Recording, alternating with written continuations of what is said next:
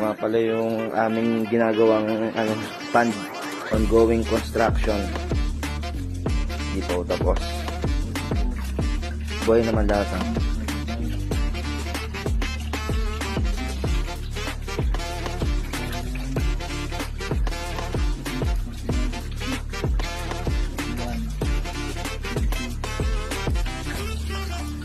Tatago sila pag umaga.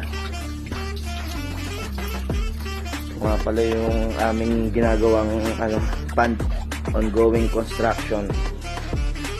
Hindi pa tapos. Tapos yun yung malaki siya.